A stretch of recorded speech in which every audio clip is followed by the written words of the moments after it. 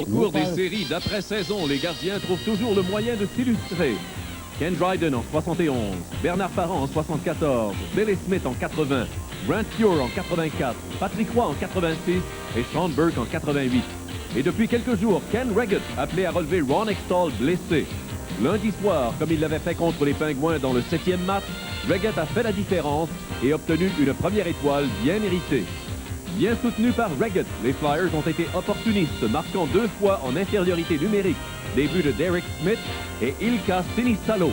Patrick Roy qui subissait un premier revers au Forum depuis plus d'1 an et les Flyers ont rapidement repris l'avantage de la patinoire. Ce soir, en direct du Forum de Montréal, la soirée du hockey Molson à Radio-Canada vous présente le 2e match final Prince de Galles entre les Flyers et les Canadiens.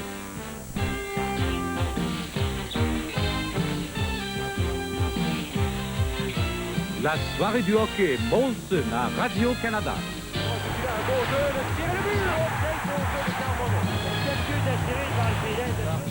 Il reprend la passe devant le filet, le tir et le but. Oh. Un jeu quand même. C'est le but. La rondelle, mais il passe à Bellenday, le tir et le but. C'est 4-2. Un tir bien précis. Voilà un but. Là, c'est Richer. Il et le but. Oh, quel jeu. La rondelle en plus. Rétromètre. Et pour la qualité passe avant tout. Les détaillants et agents SO du Canada.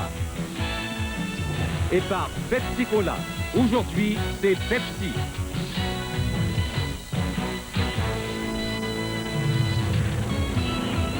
Plutôt, les deux équipes se sont adonnées à leur jeu de superstition qui, il y a 2 ans, avait provoqué une mêlée générale.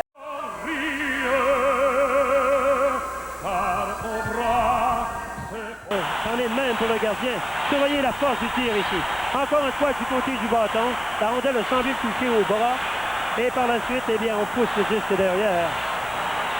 Et il restait 6 secondes à la pénalité à Bérubé. Encore une fois, on lui donne, on s'éloigne de son gant.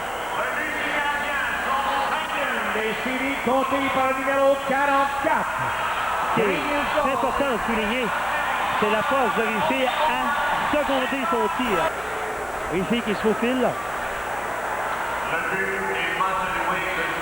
Oh, on le donne pour le filet. La rondelle était traversée avant que lorsque le filet a été poussé hors de ses gonds. Alors, oui, effectivement, encore une fois, Gilles. On revoit ici la séquence. La rondelle touche involontairement le patin droit de McPhee. Et la rondelle a dévié sur le patin de McPhee. Est-ce qu'on accorde? On accorde pas le but pour le filet? Good speed though, Courtnall. They made a change. Carved out Courtnall and Naslund. They got them out against Secord and Kerr. The speed took over. Kerr lost the puck inside his blue line, and Naslund was speeding on the outside. Reggett had real good position. He had to come out about 10 feet and made a good pad save. Naslund went for the far corner. That extra speed though against Kerr and Secord paid off in a good scoring chance. Line out here now has Sutter in the spot, normally 428. Another sellout crowd tonight at the Forum in Montreal.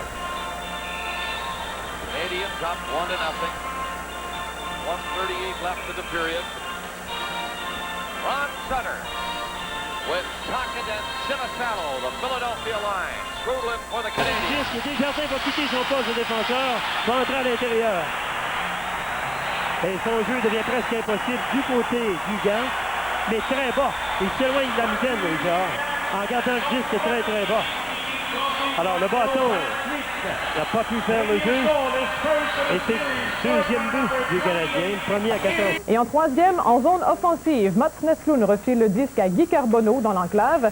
Et Carbonneau décoche un tir alors que Reggett avait la vue obstruée. Ce devait être le dernier but de la rencontre. Donc marque finale, Montréal 3, Philadelphie 0. Ladies and gentlemen, here are tonight's Molson's 3 stars, selected by Mr. Ronald King from La Presse. La première étoile, the first star, Stéphane Richer.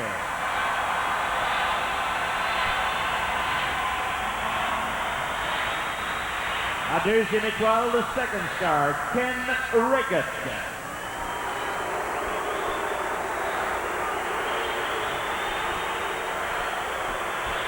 Et la troisième étoile, le third star, Craig Ludwig.